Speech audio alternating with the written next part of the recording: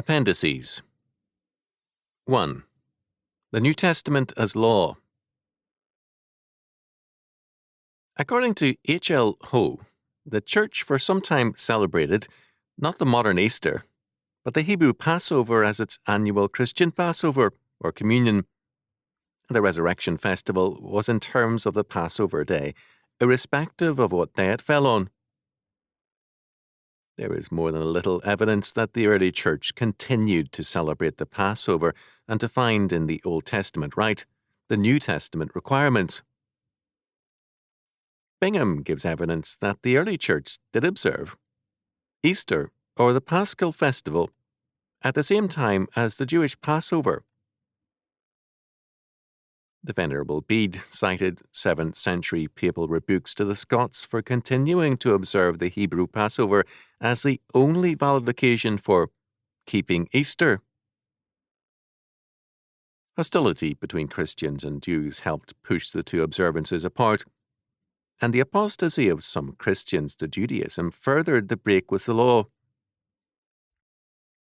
An anonymous epistle to Diognetus gives us an excellent example of this hostility and of the seriousness of the problem to some churchmen of the day.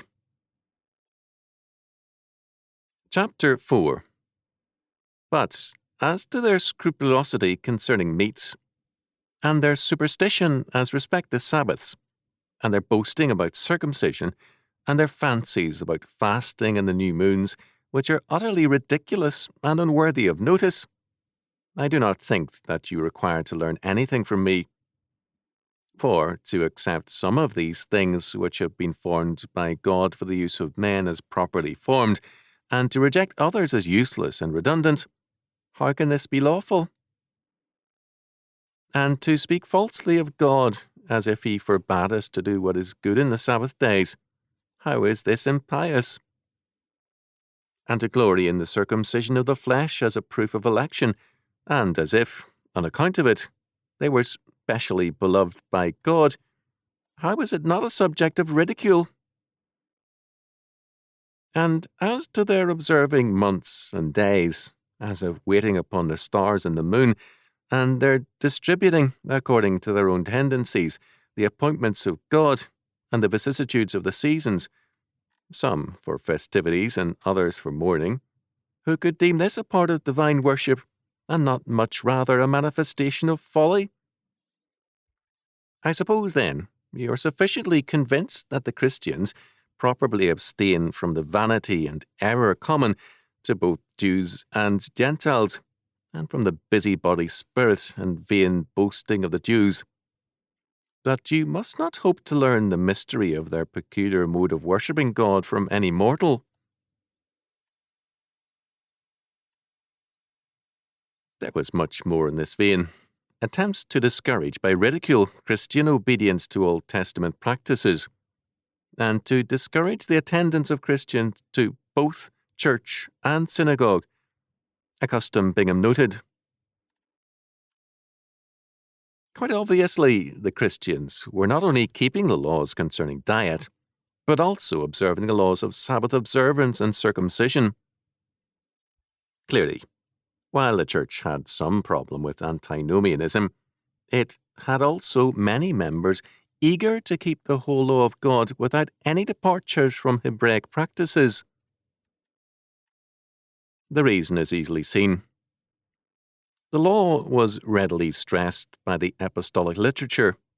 Thus, in Barnabas we read, "Loose every bond of injustice, untie the knots of forcibly extracted agreements, release the downtrodden with forgiveness, and tear up every unjust contract. Distribute your food to the hungry, and if you see someone naked, clothe him. Bring the homeless into your home, and if you see someone of lowly estate, do not despise him, nor despise anyone of your own household. Give your food to the hungry without hypocrisy, and have mercy on the person of lowly estate." Moreover, Barnabas stressed the fact that Christians have received the covenant, not a new covenant through Jesus. To cite Kraft's words, The covenant remained the same, but a new people was substituted for the old. In discussing the typology of circumcision, Barnabas did not reject circumcision as such. He simply argued that circumcision is a matter of understanding and obedience, craft. In discussing the Old Testament food restrictions, Barnabas is similarly concerned with typology. He does condemn Israel for believing that the essential meaning of the dietary laws is actual food, rather than spiritual meaning. But he cannot call good what typologically signifies evil, or vice versa. The Didache says of the matter, "Now, concerning food, observe the traditions as best you can." This is not an abandonment.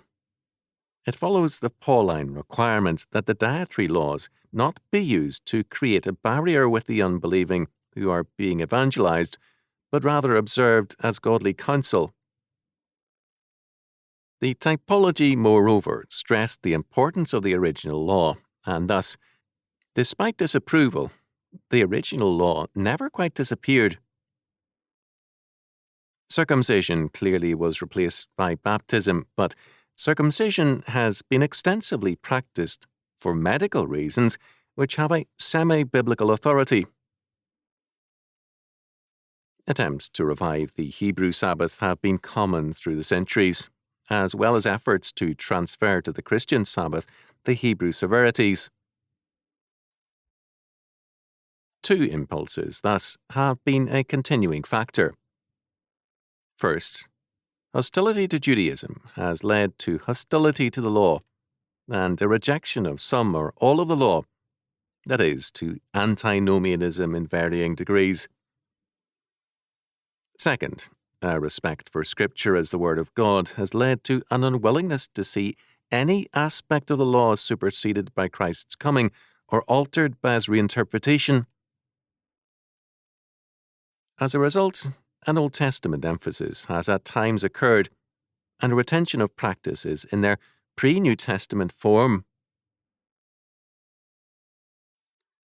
To deny that the Hebrew Sabbath still governs us is not to abandon the Sabbath. To deny circumcision as a covenant rite need not obscure its medical values. To recognize the centrality and authority of the law does require that the law be understood in terms of the whole of Scripture. The Gospels themselves were seen in the early centuries as books of law, since they were the words of a king. As Derrit has pointed out, the Milna Pana, a Buddhist work of about AD 150, cited the Gospels and Christ's words on taxation. Matthew chapter 17, verses 24 to 27, as legal precedent in the Far East. The royal word is always a law word, and, as such, is given an inescapable part of the body of law. By the miraculous attestations given to the apostles, that royal word and power was declared to be in them also. Thus, the whole of the New Testament speaks as a unity with that law given in the Old Testament. It is this aspect of kingship which has been neglected in recent years, because kingship in the modern state is largely decorative rather than operative. The ancient power of the king, however, was inseparable from his lawmaking power. His word was literally law. For Jesus to claim to be Messiah, king over all the world, meant that he himself regarded his own every word as inescapable law. For converts in the world of antiquity, Christ's word was law, and to despise the law of a king was a serious offence. Even the thief on the cross had confidence in the law word of that king. Luke chapter 23, verses 39 to 43. And his confidence was recorded by Christ and man. The fact that this king placed his authority behind the law of Moses, Matthew chapter 5 verses 17 to 19, Luke chapter 16 verse 17, made it difficult for the church to set aside that law. As a result, the persistence of the strictest kind of observance remained in many sectors of the church for centuries. Reference has been made to the practice by many Christians of attending both synagogue and church, and of observing both the Jewish Sabbath and the Christian Sabbath. The Synod of Laodicea, AD 348 to 381, in Canon 29, referred to this practice. Christians must not Judaize by resting on the Sabbath, but must work on that day, rather honouring the Lord's Day, and, if they can, resting then as Christians. But if any shall be found to be Judaizers, let them be anathema from Christ. This canon not only reveals the continuing practice, but also reflects the change in Sabbath observance noted by St. Paul. If they can, the Christians are to rest.